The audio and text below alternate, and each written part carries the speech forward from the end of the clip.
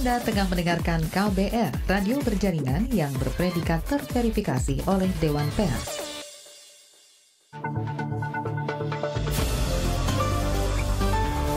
Saatnya Anda dengarkan Ruang Publik KBR. Selamat pagi, kita berjumpa kembali dalam program Ruang Publik KBR. Saya Naomi Liandra. Pagi hari ini tema yang kita mau bahas bersama adalah sanksi diskualifikasi Cakada tak lapor dana kampanye bakal dihapus. Apakah merupakan langkah mundur? Dan seperti biasa Ruang Publik KBR disimak di 100 radio jaringan KBR dari Aceh hingga Papua. Yang berada di Jakarta bisa dengarkan langsung melalui 94,3 FM Good Radio Jakarta. Tentunya Anda juga bisa menonton atau menyimak langsung melalui channel YouTube Berita KBR dan dengarkan melalui streaming di kbr.id.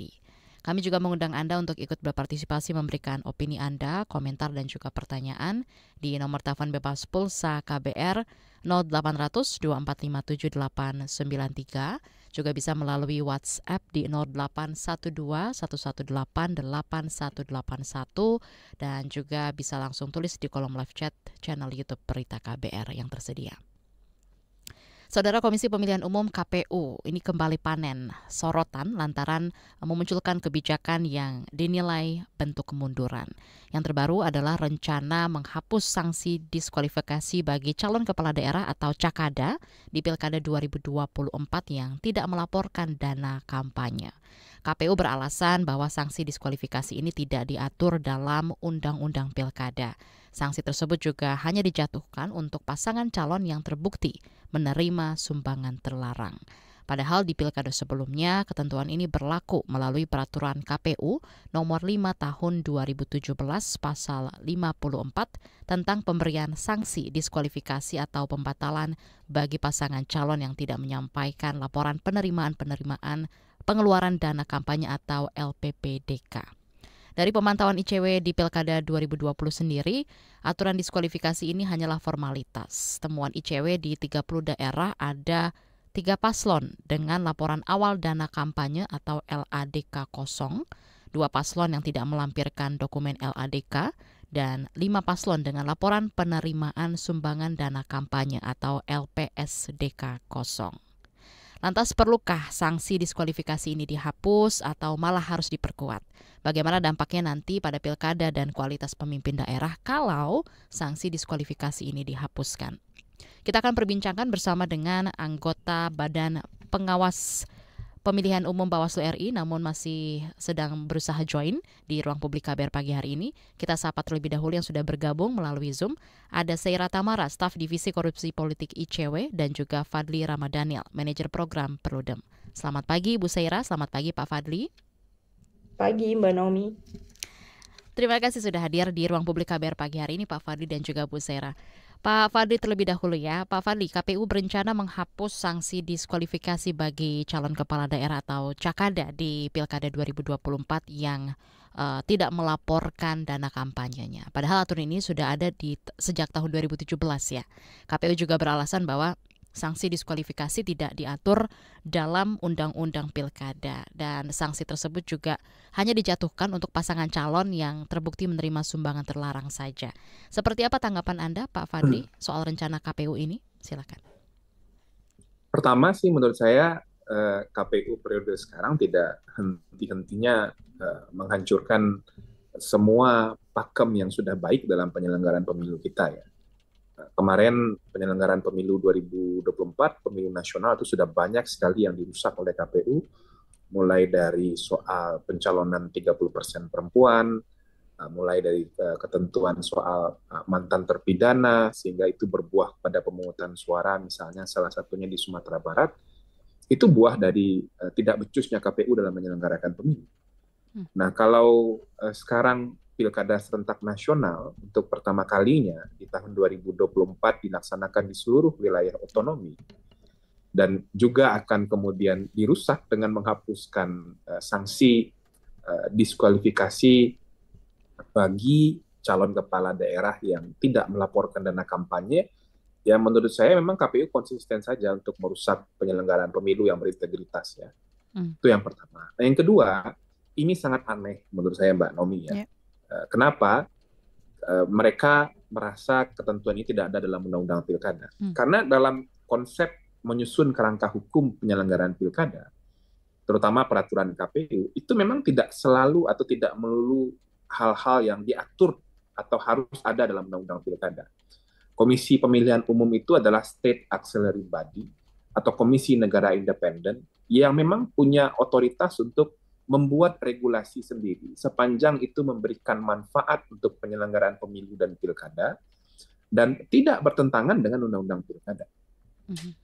Nah, pertanyaan berikutnya adalah hampir semua komisioner KPU itu adalah anggota Komisi Pemilihan Umum atau anggota Bawaslu di level provinsi dan kabupaten kota di pemilu atau pilkada sebelumnya. Saya kira hanya saudara Agus Melas ya yang tidak punya pengalaman jadi penyelenggara pemilu di daerah.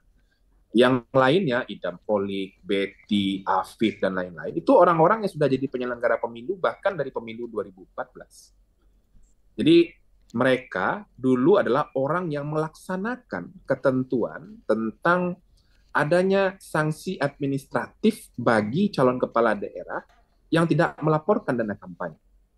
Nah, itu 2 poin utama menurut saya dari nalar yang dilakukan oleh KPU ini. Nah, yang ketiga, sanksi diskualifikasi ini penting untuk kemudian menindaklanjuti esensi dari pelaporan dana kampanye itu. Tujuannya apa? Pelaporan dana kampanye itu adalah kewajiban bagi peserta pilkada, peserta pemilu, untuk memastikan semua kos yang mereka gunakan dalam kontestasi pilkada itu harus dapat dipertanggungjawabkan. Mereka punya dana awalnya berapa, mereka menerima sumbangan itu berapa, itu penting untuk diketahui, untuk dipertanggungjawabkan. Contohnya misalnya kenapa pentingnya laporan awal dana kampanye itu adalah, kita bisa lihatlah sekarang ya, di banyak provinsi, di banyak kabupaten kota, bahkan hampir di seluruh wilayah, itu banyak sekali spanduk, baliho, billboard dari bakal calon kepala daerah. Oke? Nah, itu mereka belum jadi calon loh, Mbak. Artinya, ketika nanti mereka mendaftar jadi calon dan ditetapkan jadi calon, penting bagi kita, bagi publik, bagi penyelenggara pemilu, dulu uang yang sudah mereka keluarkan untuk pasang spanduk, pasang baliho, pasang billboard di mana-mana, yang pasti itu jumlahnya tidak sedikit, itu sumbernya dari mana? Nah, itu yang kemudian mesti mereka laporkan di laporan awal dana kampanye.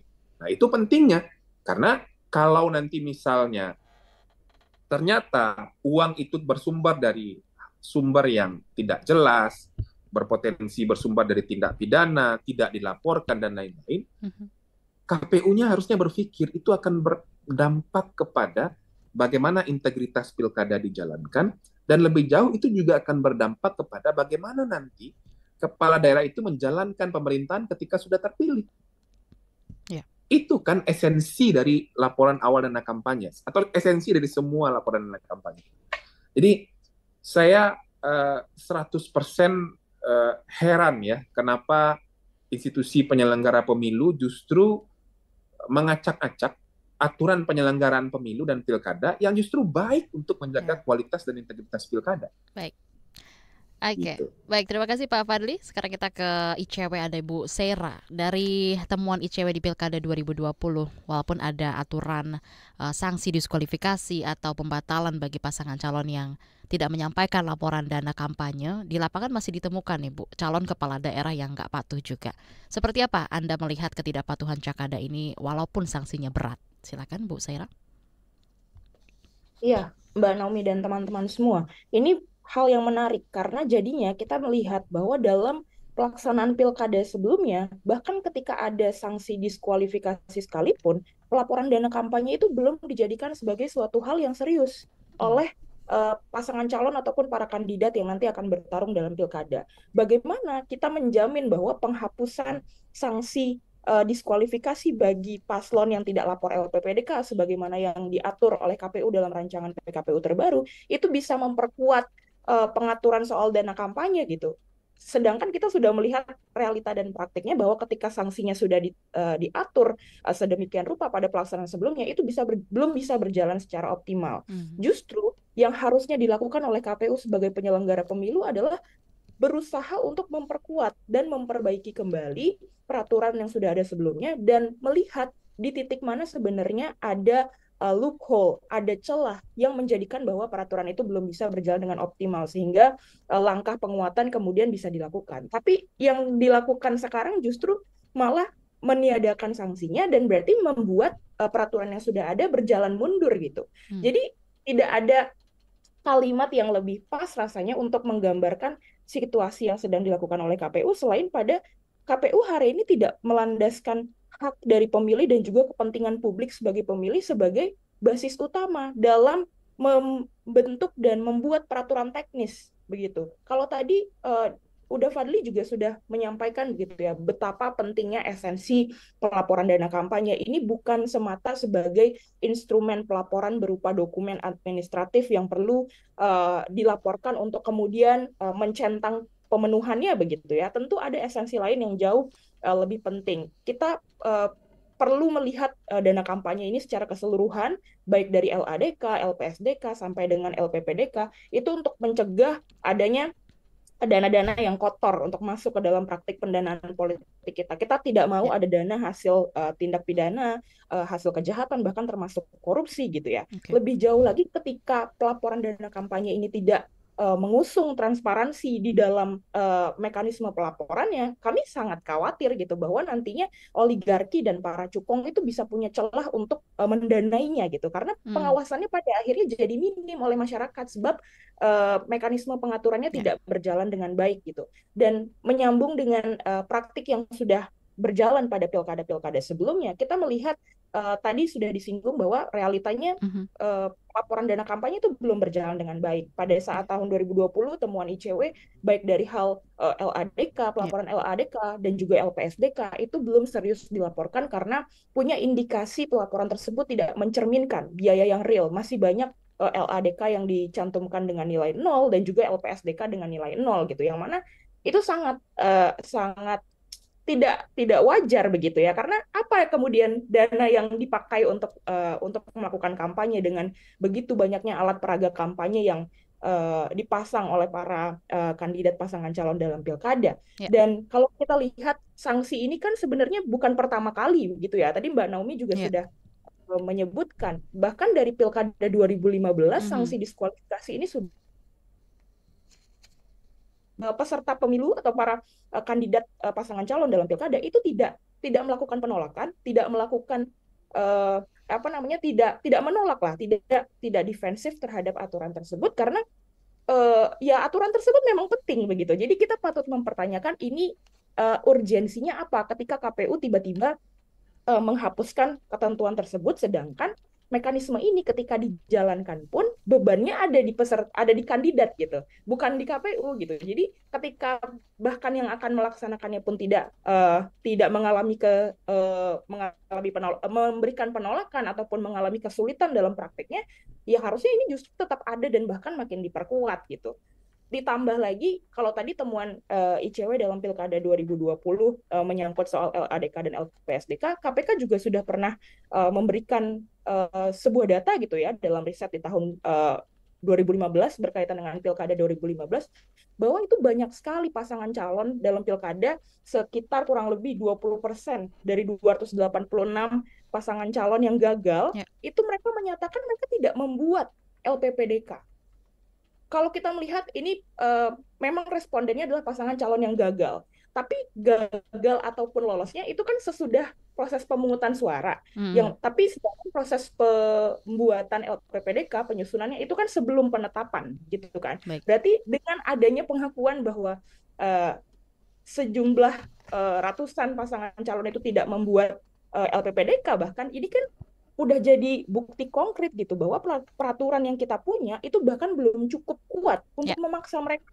Bahkan ketika sanksi diskualifikasinya sudah ada gitu. Jadi ini satu kemunduran yang berkali-kali dilakukan oleh KPU, dan ini jadinya pertanyaan juga, KPU membuat peraturan ini untuk siapa gitu. Karena yang jelas ini bukan buat kepentingan pemilih gitu, karena pemilih perlu tahu laporan dana kampanye secara keseluruhan dari LADK hingga LPPDK, dan toleransi begitu besar yang diberikan oleh KPU untuk pasangan calon yang tidak lapor itu Seperti yang tadi sudah disampaikan Pak Fadli juga ya, bahwa KPU ini banyak menghancurkan pakem-pakem yang sudah ada. Nanti kita akan kembali perbincangkan pagi hari ini, pendengar, untuk Anda yang juga ingin memiliki pendapat tersendiri ataupun juga berkomentar atau juga pertanyaan. Silakan, kami sudah buka di telepon bebas pulsa KBR 0800 2457893, juga bisa WhatsApp di 0812 118 8181, dan yang sedang menonton melalui channel YouTube Berita KBR bisa langsung tulis di kolom live chat yang tersedia. Ruang Publik akan segera kembali, tetaplah bersama kami.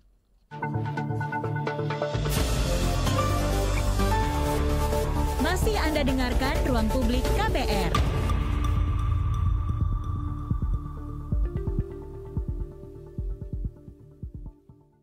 Diandra Promosindo bersama Asosiasi Franchise Indonesia mempersembahkan pameran waralaba, lisensi, dan konsep bisnis IFRA Business Expo 2024 powered by Pertamina Patraniaga.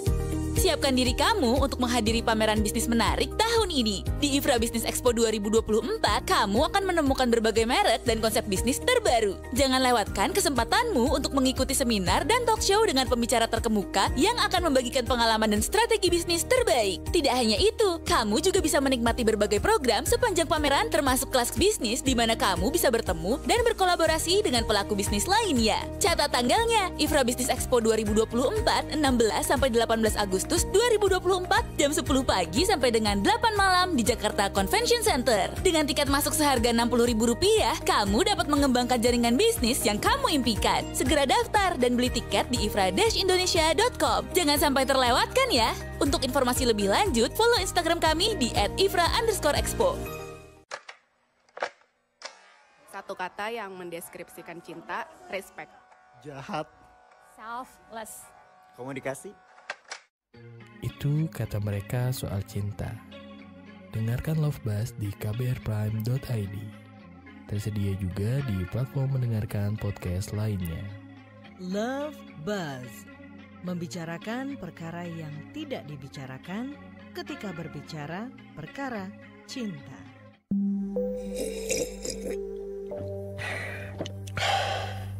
Yakin cukup teh doang? KBR Sore, siap menjadi teman sore hari kamu, biar kamu gak kesepian. Dapatkan rangkuman perkembangan berita terpenting di sore hari dari bidang politik, ekonomi, sosial, budaya, dan olahraga dari dalam dan luar negeri. Simak KBR Sore setiap hari Senin sampai Jumat mulai pukul 16 di radio jaringan KBR seluruh Indonesia dan di kbrprime.id, search KBR Sore.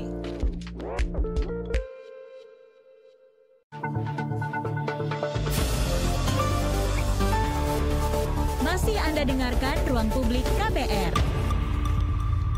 Kita masih bersama Ruang Publik KBR pagi hari ini dengan tema kita sanksi diskualifikasi Cakada, tak lapor dana kampanye bakal dihapus. Apakah ini merupakan langkah mundur?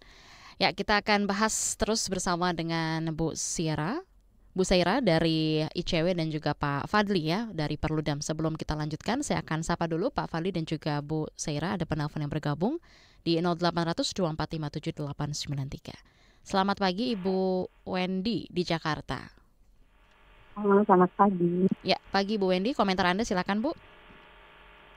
Iya, terima kasih Mbak. Saya ingin tanya kepada Bapak Ibu narasumber. Selama ini kalau misalnya memang ada aturan soal pelaporan dana kampanye itu, apakah mudah ya diakses sama masyarakat? Dan apakah ada lembaga mungkin seperti ICW atau Perludem yang punya cara gitu supaya masyarakat itu mudah mengakses dana kampanye Cakada yang ikut pilkada ini? Saja sih. Terima kasih. Ya, baik, terima kasih Bu Wendy di Jakarta atas pertanyaannya. Apakah ICW atau Perludem punya akses begitu ya, bisa menginformasikan kepada masyarakat seperti apa dapat pelaporan dana kampanye ini supaya bisa diakses oleh masyarakat? Boleh ditanggapi dulu dari Pak Fadli lalu Bu Saira, silakan.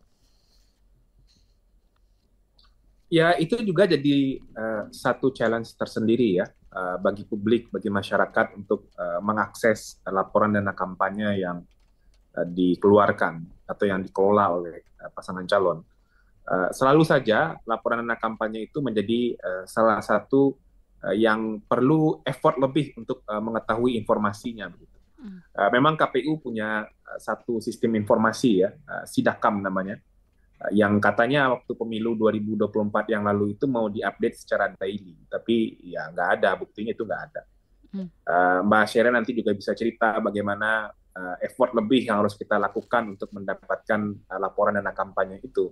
Dan KPU punya kebiasaan informasi-informasi penting semacam itu mereka taruh di websitenya, terus nanti di waktu-waktu tertentu itu akan di-lock atau akan diturunkan. Nah, kita juga nggak tahu itu tujuannya apa. Nah, jadi memang selain isu untuk mendorong akuntabilitas, isu untuk mendorong transparansi dalam dana kampanye, itu masih terus kita upayakan. Dan kemudian memberikan semacam penyadaran kepada publik, kepada pemilih kita, bahwa ada aspek-aspek penting lain yang juga penting untuk diketahui oleh publik dalam melihat sebuah kontestasi pemilu. Seperti tadi pertanyaan ya, apa publik udah mulai ingin tahu sebetulnya publik bisa akses dana kampanye itu di mana sih? Gitu.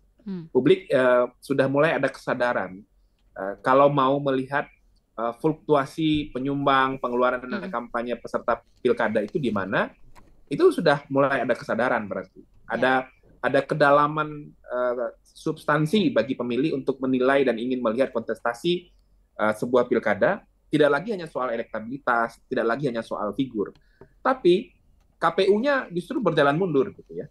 Ketika publik, civil society, teman-teman media coba untuk berlari kencang menarasikan bahwa ruang lingkup penyelenggaraan pilkada itu luas dan besar sekali, penyelenggara pemilunya malah semakin konvensional ya, semakin kuno menurut saya. Malah ingin menghapuskan sanksi diskualifikasi. Kita kan berharap terus seiring berjalannya waktu, progresivitas, perbaikan terhadap integritas pilkada, kemudian transparansi dan akuntabilitas penyelenggaraan pemilu itu semakin baik. Tapi yang terjadi di penyelenggara pemilu sekarang ya memang sebaliknya begitu ya. Saya tidak tahu persis Mbak Naomi dan teman-teman pendengar KBR ya, ini kenapa bisa terjadi. Tapi yang pasti memang sosok atau figur atau kemudian imajinasi mereka soal penyelenggaraan pemilu, saya kira memang ada problem yang sangat serius. Ya kenapa misalnya sanksi administrasi bagi yang tidak melaporkan itu mesti dihapus? Kan sama sekali tidak mengganggu ya. Tidak mengganggu, bahkan penting untuk memastikan integritas pilkada. Nah, kecuali seperti yang tadi disampaikan Mbak Syera ya, ada order dari pihak-pihak yang merasa terganggu dengan aturan ini. Itu saja menurut saya asumsi terkuatnya. Dan memang KPU yang sekarang punya rekor melakukan hal-hal seperti itu. Mbak Nomi pasti masih ingat kisruh kasus verifikasi partai politik calon peserta pemilu ya. Coba bayangkan, KPU yang mestinya menegakkan aturan malah memanipulasi tahapan yang mereka lakukan. Jadi bagi saya sih sebetulnya sangat tidak aneh kalau memang permintaan-permintaan dari kekuatan politik kepada mereka untuk mengotak-atik aturan yang sama sekali tidak mengganggu, justru menurunkan kualitas pilkada mereka lakukan. Nah, misalnya saja soal kalau memang mau konsisten terhadap ketentuan undang-undang pilkada ya, saya yakin ini KPU nggak bisa menjawab. Kenapa soal 30% perempuan yang itu kristal clear di dalam undang-undang pemilu harus dipenuhi oleh semua partai politik peserta pemilu di setiap dapil, nggak mereka lakukan, nggak mereka laksanakan. Itu yang membuat ada pemungutan suara ulang di Gorontalo, karena menurut MK itu KPU salah. Coba mereka jawab itu sekarang. Saya yakin mereka nggak bisa jawab.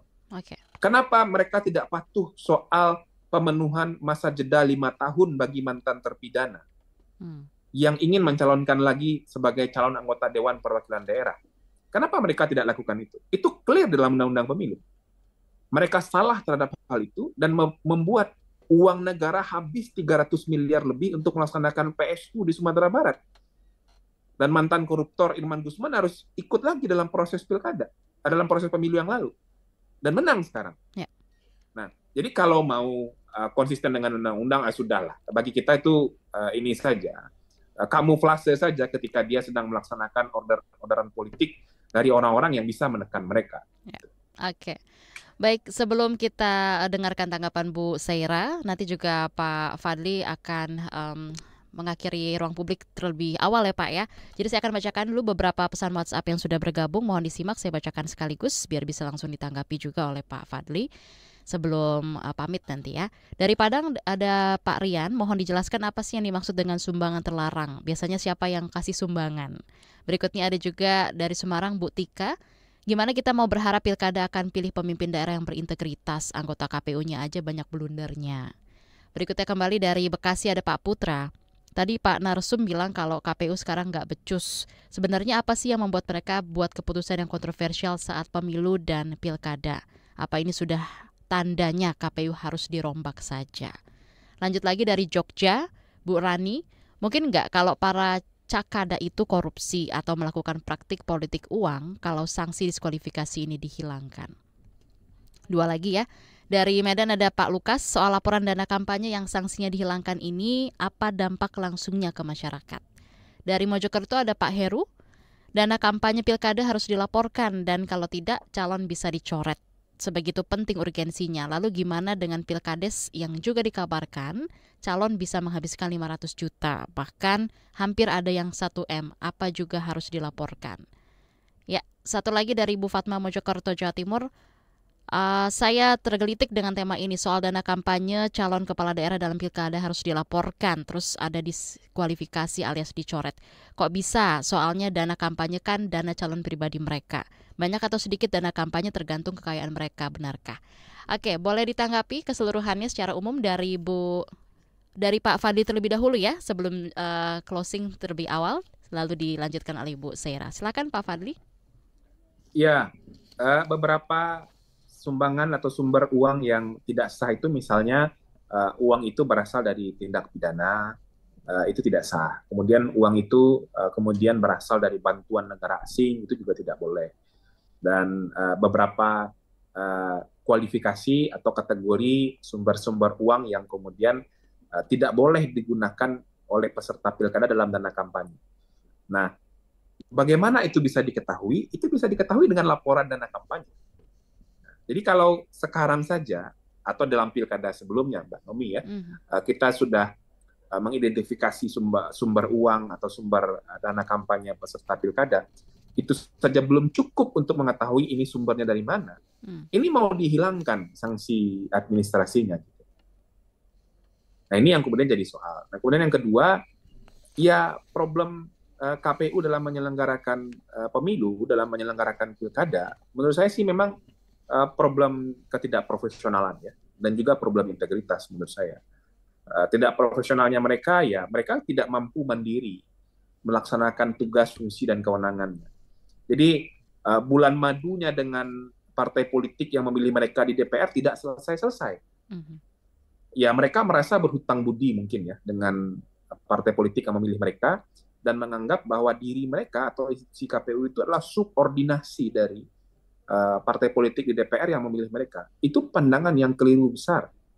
Dan kenapa situasi hari ini terjadi mulai dari manipulasi verifikasi dan lain-lain sampai keinginan untuk menghapus sanksi diskualifikasi, saya yakin ini ada permintaan dari partai politik yang memilih mereka. Saya tidak tahu siapa ya. Silakan tanya aja ke ketua KPU siapa yang meminta ini. Dia ya pasti tahu itu. Karena ini tidak mungkin dihapuskan, Mbak. Kalau tidak ada permintaan, untuk apa ini dihapuskan? Nggak mengganggu KPU dan tidak mengganggu partai politik juga, kecuali memang ada partai politik atau kekuatan politik yang ingin, ya mereka terhambat dalam kontestasi pemilu maupun pilkada dengan adanya sanksi ini. Karena mereka merasa ya kalau tidak lapor nanti mereka bisa didiskualifikasi. Jadi KPU menurut saya bisa menjadi bagian dari brutalitas demokrasi yang saat ini sedang terjadi. Dan ini yang sangat disayangkan. Dan kita sangat miris sekali ya, institusi KPU yang mestinya menjaga proses penyelenggaraan pemilu bisa lebih demokratis, bisa lebih berintegritas, tapi justru menjadi aktor utama dalam merusak banyak hal kerangka hukum pemilu untuk mewujudkan pilkada yang berintegritas. Saya kira begitu Mbak Nomi ya, saya minta maaf tidak bisa ikut sampai selesai Mbak Syera dan teman-teman semua. Baik, terima kasih Pak Fadli Ramadhaniel, Manajer Program Perludem untuk waktu Anda di Ruang Publik KBR pagi hari ini yang tadi juga sekaligus menutup Ruang Publik bersama dengan Pak Fadli ya. Kita masih lanjutkan kembali, masih ada 2 segmen bersama dengan Bu Sera Tamara dari ICW. Kita masih bahas soal sanksi diskualifikasi Cakada tak lapor dana kampanye bakal dihapus, apakah merupakan langkah mundur. Nanti beberapa komentar-komentar dan pertanyaan dari WhatsApp ataupun juga channel YouTube KBR yang tadi sudah disampaikan boleh ditanggapi ya oleh Bu Sera setelah jeda berikut ini. Untuk Anda pendengar, tetaplah bersama kami dalam program Ruang Publik KBR.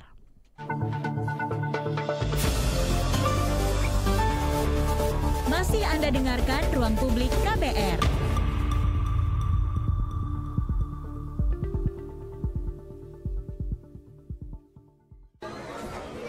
Yang baru. Tidak ada yang lebih baru dari kabar baru. Cukup 5 menit bisa perbaharui informasi kamu. Cukup 5 menit berita terbaru ada di genggamanmu. 5 menit sayang untuk dilewatkan karena kabar baru diramu dengan kualitas jurnalistik terbaik, didukung puluhan reporter dan kontributor di Jakarta dan berbagai kota di tanah air. Simak hanya di kbrprime.id. Cukup search kabar baru, kamu akan dapatkan informasi teraktual dalam 5 menit. Suka galau ketinggalan berita di tongkrongan? Iya. Penasaran sama trending topik sepekan tapi bingung kudu ngapain? Iya. Makanya dengerin FOMO Sapiens dari KBR Prime setiap Jumat. Iya. Jalan pintas yang gak bakal bikin kamu ketinggalan berita atau peristiwa di sekitar kamu. Bareng Eki Priagung dan Aika. No more fear of missing out, peeps. Lu nyari apa sih? Sibuk amat dari tadi. Duit gue nih hilang, padahal udah dimasukin dompet. Ada tuyul kali ya? Hus, jangan asal lo ya. Bukannya tadi lo jajan kopi, ikut PO seblak, sama nitip gorengan ya? Hah? Masa? Kok bisa nggak sadar ya? Bocor alus tuh, lo kudu disiplin keuangan makanya. Dengerin deh Uang Bicara, podcast dari KBR Prime yang ngebahas soal ekonomi dan literasi keuangan. Cocok banget buat anak muda kayak kita. Sama nih, kayak dengan self-reward. Lo dengerin di mana? Di kbrprime.id. Oke deh, gue dengerin. Tapi jajan kopi sore ini gue pinjem lo dulu ya. Astaga. Uang Bicara, menavigasi kamu supaya tetap cuan dari KBR Prime. Masih Anda dengarkan Ruang Publik KBR. Terima kasih Anda masih menyimak Ruang Publik KBR pagi hari ini. Kita masih berbincang dengan Bu Sera Tamara dari ICW ya. Kita masih bahas soal sanksi diskualifikasi Cakada tak lapor dana kampanye bakal dihapus. Apakah ini merupakan langkah mundur? Tadi sudah sempat disinggung ya, ini merupakan kemunduran begitu ya oleh Bu Sera. Bu Sera, dari beberapa komentar dan juga pertanyaan yang tadi sudah saya bacakan, apakah bisa langsung ditanggapi atau saya repeat kembali? Silakan. Boleh saya langsung berikan tanggapan secara umum ya. Tadi juga di awal sempat ada pertanyaan kan mengenai apakah ada sumber lain gitu atau akses lain bagi publik untuk bisa dapat mengetahui laporan dana kampanye begitu ya. Nah, saat ini kondisinya memang sumber utama bagi masyarakat untuk bisa mengakses laporan dana kampanye baik dalam hal pemilu yang kemarin sudah berlangsung ataupun nanti di pilkada itu memang berada di KPU. Sehingga peran KPU yang begitu besar dalam mengelola, menerima dan juga mempublikasikannya kembali kepada masyarakat itu penting sekali gitu. Nah, permasalahannya adalah tadi sudah disinggung sedikit sama Fadli, kewenangan dan tanggung jawab besar dari KPU ini sayangnya tidak diimplementasikan dengan baik, yang akhirnya berdampak pada kesulitan warga, masyarakat, pemilih, termasuk juga organisasi masyarakat sipil untuk bisa dapat nih akses terhadap laporannya gitu. Nah, dalam website KPU sendiri gitu ya, berkaca pada Pileg dan Pilpres kemarin, untuk LPSDK salah satunya, LPSDK itu ditampilkan secara ada dashboard tersendiri, berbeda dengan pada periode sebelumnya di mana LPSDK-nya itu nanti akan dipublikasikan dalam bentuk dokumen begitu ya, yang bisa diunduh oleh warga, oleh pemilih. Tapi kemarin KPU menampilkannya dengan bentuk section tersendiri dalam website KPU, dan itu datanya atau informasinya sangat terbatas, berbeda jauh dengan periode sebelumnya. Misalkan kita lihat pada periode sebelumnya kita bisa mengetahui dalam LPSDK itu ada informasi-informasi seperti nama penyumbang, namanya ya, dan itu namanya bukan bukan inisial, bukan nama samaran, tapi memang nama yang sudah terverifikasi melalui identitas yang diberikan saat melaporkan sumbangan tersebut. Kemudian jenisnya, apakah itu uang tunai, apakah itu jasa, apakah itu barang, dan kalaupun bukan dalam bentuk tunai, misalkan dalam bentuk barang dan jasa, itu berapa nominalnya gitu ya, besarannya, setara dengan uang berapa.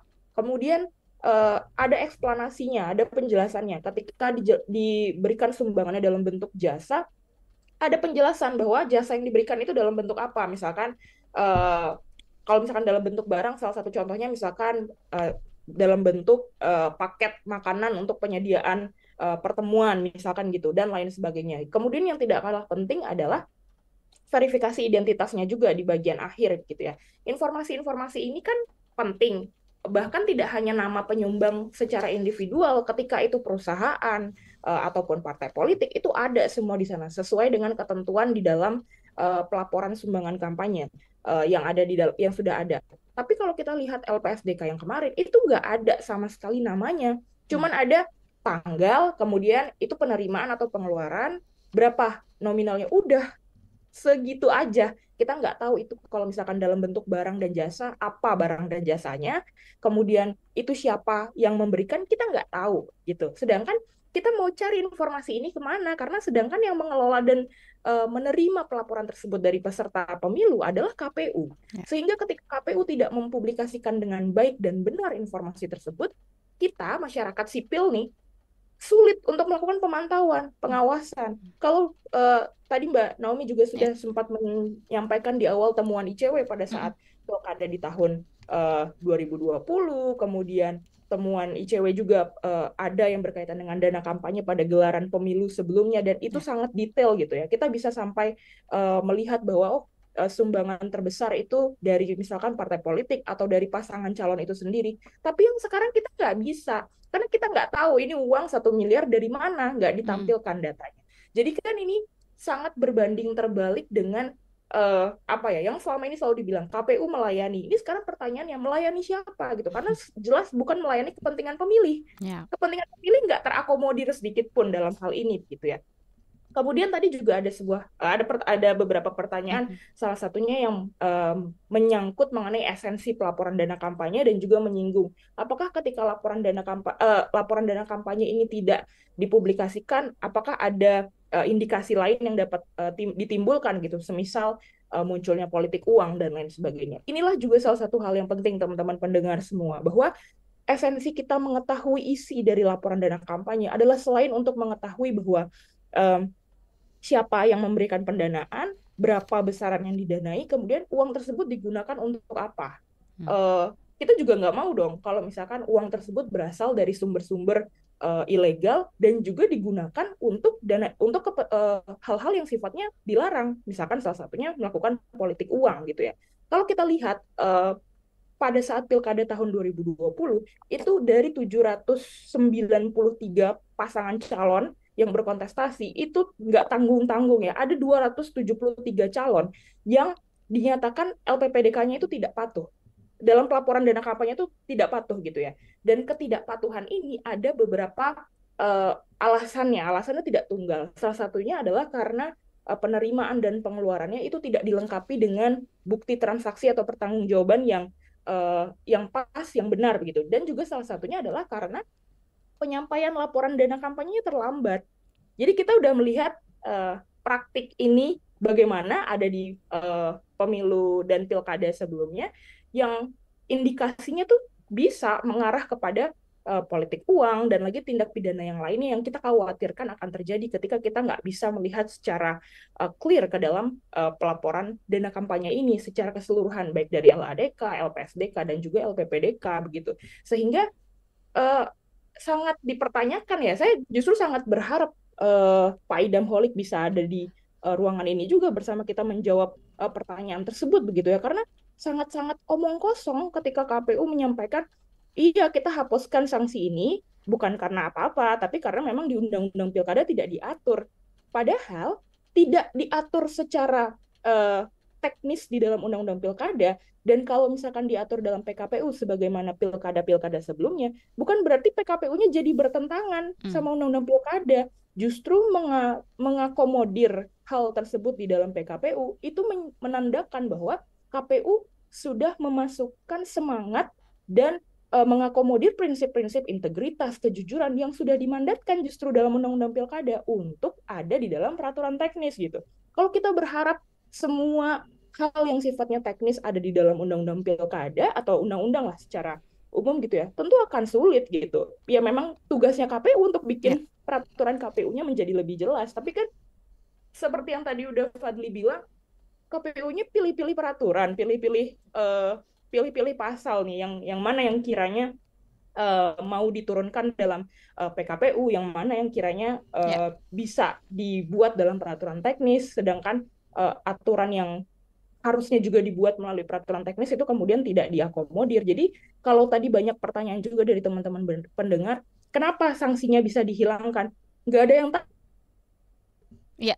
KPU itu sendiri, kita patut mempertanyakan juga nih apa sebetulnya landasan utama bagi KPU. Ya, Bu Saira, untuk diketahui bersama juga pendengar bahwa Pak Idam Holik sudah kita berusaha hubungi dan beliau sudah hampir bisa ya untuk ikut bergabung di Ruang Publik KBR, namun tiba-tiba ada agenda mendadak jadi beliau batal hadir. Ya, satu lagi saya akan bacakan WhatsApp yang masuk kembali dari Jakarta, ada Bu Tiara, mohon disimak Bu Saira. Bu Saira, apakah kita kalau sebagai relawan berikan sumbangan bisa kena semprit melanggar aturan? Apa yang bisa bikin melanggar aturan itu sih sebenarnya? Silakan, boleh ditanggapi Bu Saira. Iya, salah satunya ketika kita menjadi penyumbang begitu ya, untuk yang ingin memberikan sumbangan dana kampanye bagi para kandidat itu harus diperhatikan ketentuan misalkan mengenai sumbangan, besaran sumbangannya maksimal, karena yang bisa diperhatikan oleh penyumbang salah satunya adalah batas maksimalnya, yang mana itu berbeda-beda untuk penyumbang yang merupakan individu ataupun penyumbang yang merupakan badan usaha begitu ya. Jadi itu harus disimak gitu.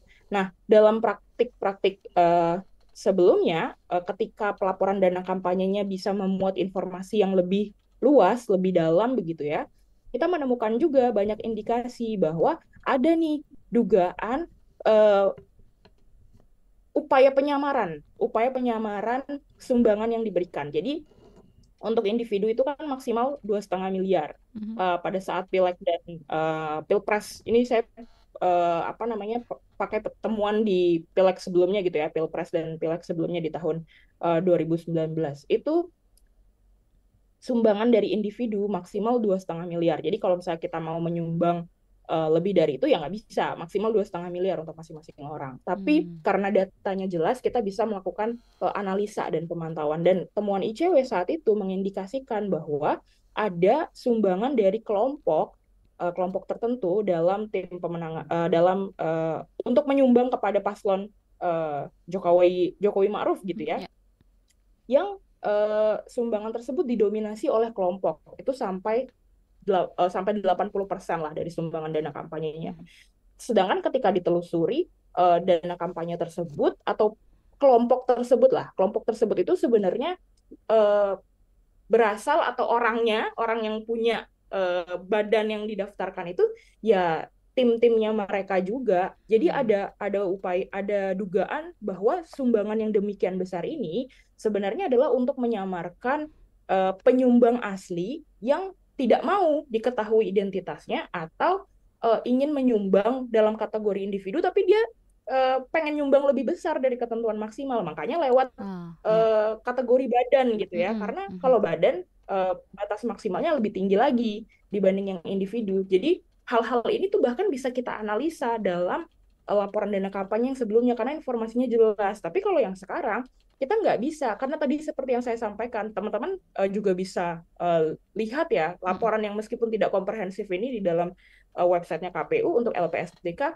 misalkan tanggal 1 Februari menerima, itu bentuknya penerimaan sebesar 3,5 miliar. Kita sulit nih untuk mengetahui ini sudah sesuai ketentuan maksimal atau belum ya, karena kita nggak tahu yang menyumbang ini individu kah atau kelompok, dan mereka siapa gitu. Jadi itu salah satu informasi atau ketentuan yang penting juga untuk diperhatikan, dan bahkan ketika aturannya sudah jelas seringkali berusaha untuk dimanipulasi juga oleh peserta atau kandidatnya begitu. Baik, Bu Sera, nanti kita juga ingin tanya soal aturan PKPU gitu ya, soal pelaporan dana kampanye. Apa sih poin-poin yang memang harus diperkuat dalam PKPU yang memang mungkin nanti akan direvisi ataupun dalam Undang-Undang Pemilu juga. Akan Anda jawab setelah pesan-pesan berikut ini. Untuk Anda pendengar, tetaplah bersama Ruang Publik KBR. Kami akan segera kembali.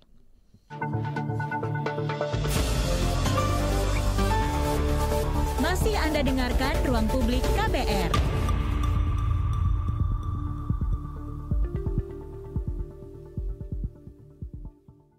Diandra Promosindo bersama Asosiasi Franchise Indonesia mempersembahkan pameran waralaba, lisensi, dan konsep bisnis IFRA Business Expo 2024 powered by Pertamina Patraniaga. Siapkan diri kamu untuk menghadiri pameran bisnis menarik tahun ini. Di IFRA Business Expo 2024, kamu akan menemukan berbagai merek dan konsep bisnis terbaru. Jangan lewatkan kesempatanmu untuk mengikuti seminar dan talk show dengan pembicara terkemuka yang akan membagikan pengalaman dan strategi bisnis terbaik. Tidak hanya itu, kamu juga bisa menikmati berbagai program sepanjang pameran termasuk kelas bisnis di mana kamu bisa bertemu dan berkolaborasi dengan pelaku bisnis lainnya. Catat tanggalnya, IFRA Business Expo 2024, 16 sampai 18 Agustus 2024 jam 10 pagi sampai dengan 8 malam di Jakarta Convention Center. Dengan tiket masuk seharga Rp60.000, kamu dapat mengembangkan jaringan bisnis yang kamu impikan. Segera daftar dan beli tiket di ifra-indonesia.com. Jangan sampai terlewatkan ya. Untuk informasi lebih lanjut, follow Instagram kami di @ifra_expo.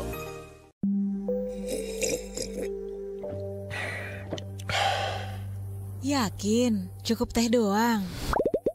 KBR Sore, siap menjadi teman sore hari kamu, biar kamu gak kesepian. Dapatkan rangkuman perkembangan berita terpenting di sore hari dari bidang politik, ekonomi, sosial, budaya, dan olahraga dari dalam dan luar negeri. Simak KBR Sore setiap hari Senin sampai Jumat mulai pukul 16 di radio jaringan KBR seluruh Indonesia dan di kbrprime.id, search KBR Sore.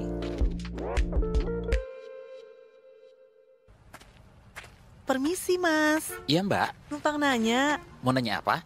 Tahu KBR Pagi nggak? Udah pasti tahu dong, karena aku sekeluarga udah lama langganan KBR Pagi. Banyak informasi, mulai dari berita sosial, budaya, politik, hukum, berita nasional maupun daerah, berita terkini sampai berita viral. Semua ada di KBR Pagi. Pokoknya kurang lengkap aja rasanya kalau sehari nggak dengerin KBR Pagi. Di kbrprime.id, cari aja KBR Pagi. Loh, kok Mas hafal banget? Jangan-jangan Mas hostnya ya? Hayo ngaku. Kamu Don Brady kan? Kabur. KBR Prime, podcast for curious mind.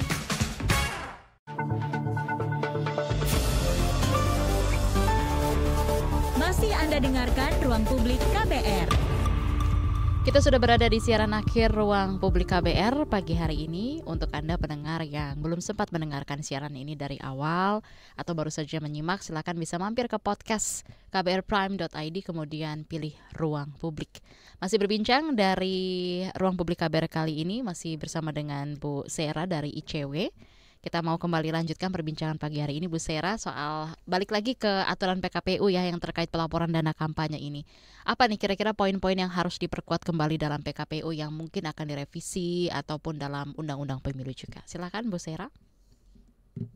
Iya Mbak Naomi dan teman-teman semua, karena tadi kita sudah banyak mendiskusikan bahwa praktik pelaporan dana kampanye yang sebelumnya itu belum cukup optimal, dan bahwa para kandidat maupun peserta pemilu itu seolah belum mendapatkan paksaan atau dorongan yang begitu besar agar mereka serius dalam melaporkan dana kampanye.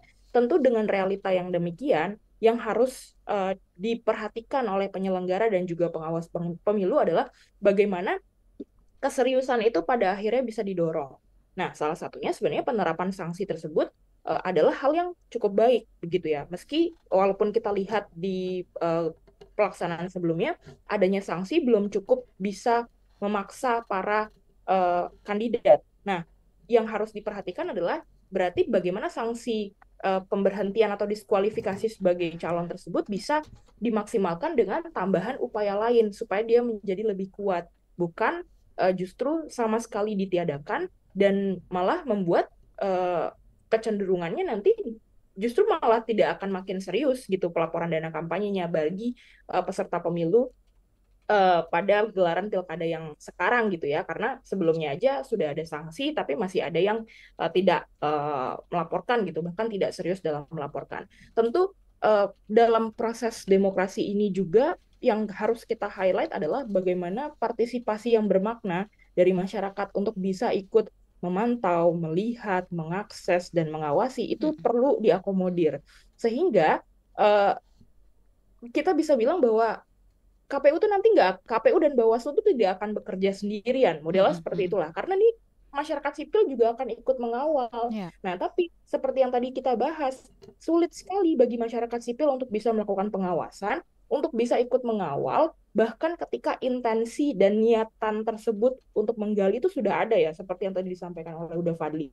Tapi gimana caranya mereka memantau, bahkan ketika mereka nggak tahu detailnya, gimana mereka mau melakukan penganalisisan, mau melakukan analisa, apakah ini sudah sesuai ketentuan atau belum, apakah ini ada indikasi pelanggaran dan kecurangan, ketika informasi yang kita dapatkan yang bisa diakses oleh publik itu tidak lengkap, tidak mencerminkan overview atau gambaran apapun, benar-benar cuma tanggal misalkan dan jumlah yang masuk atau yang keluar.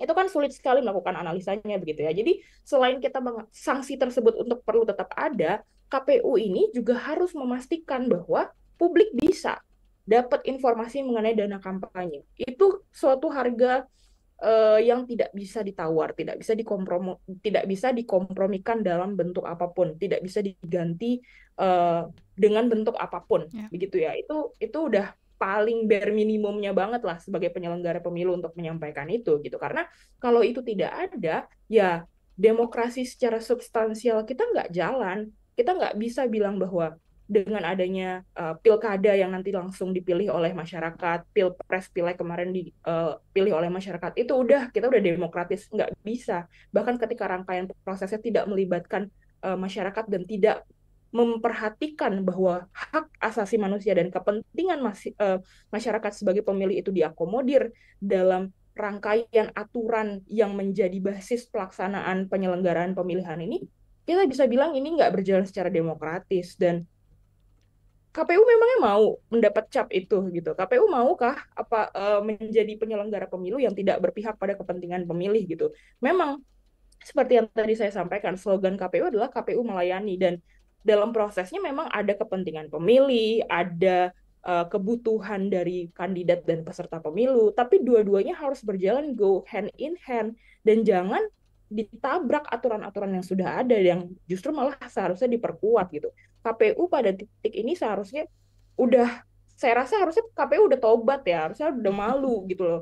Kita udah melihat gimana Pilpres dan Pileg kemarin banyak sekali aturan yang sumber masalahnya dari KPU gitu. Tentu kita berharap pilkada ini KPU-nya memperbaiki hal-hal yang masih kurang baik. Tapi dengan peniadaan sanksi diskualifikasi calon ini, itu tidak menunjukkan KPU bergerak ke arah sana gitu. Jadi patut ditanyakan juga ini kepada KPU gitu ya. Apa landasannya, karena udah sangat tidak bisa kita terima ketika hanya disampaikan bahwa ini tidak ada di dalam undang-undang pilkada. Ya, tidak ada di undang-undang pilkada bukan berarti bertentangan juga, Pak, kalau misalnya diatur dalam PKPU, karena secara aturan teknis justru itu yang jadi mandatnya KPU. Teman-teman juga, saya ingin menegaskan sedikit bahwa ketika tadi kita membahas ada aturan dan sanksi pidana gitu ya, berkaitan dengan laporan dana kampanye, kalau di undang-undang pilkada itu ada beberapa klasifikasinya, misalkan menerima sumbangan dari sumber-sumber yang dilarang, kemudian bahkan melaporkan atau menyampaikan dan memuat keterangan yang tidak benar dalam pelaporan dana kampanye, itu juga masuk ke dalam sanksi pidana.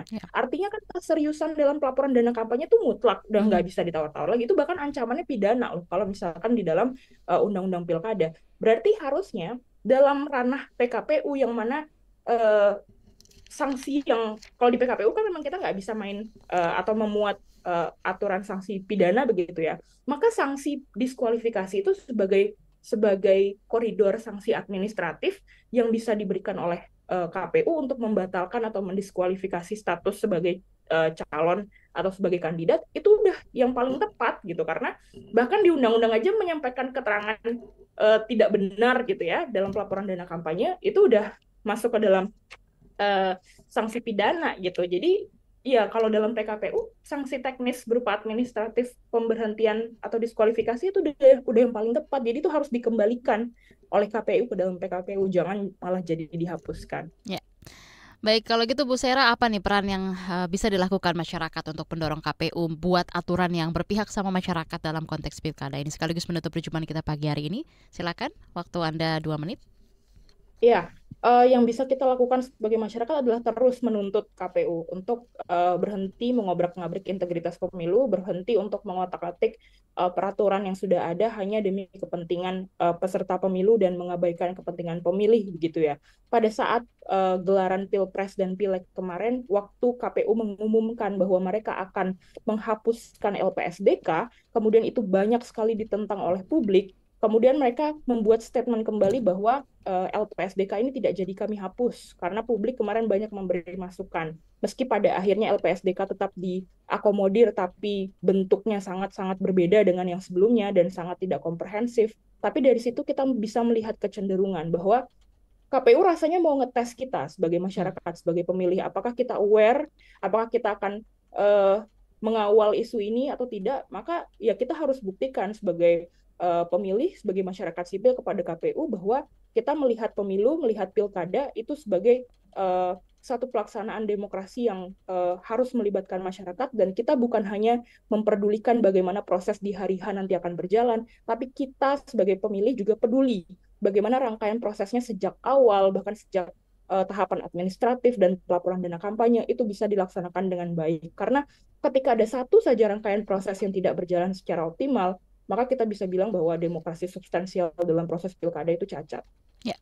Baik, terima kasih banyak Bu Sera Tamara, staf Divisi Korupsi Politik ICW, untuk waktu Anda di Ruang Publik KBR pagi hari ini. Seperti yang sudah kita bahas bersama soal sanksi diskualifikasi Cakada tak lapor dana kampanye bakal dihapus, apakah merupakan langkah mundur.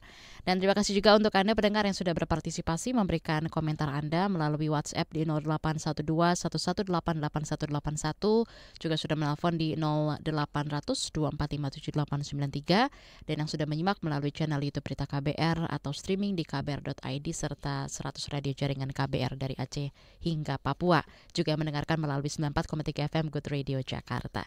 Akhirnya saya Naomi Liandra bersama dengan tim yang bertugas pamit undur diri. Terima kasih dan selamat beraktivitas. Sampai jumpa.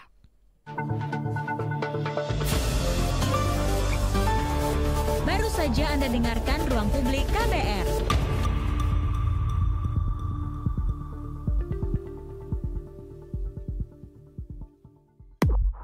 Anda tengah mendengarkan KBR, radio berjaringan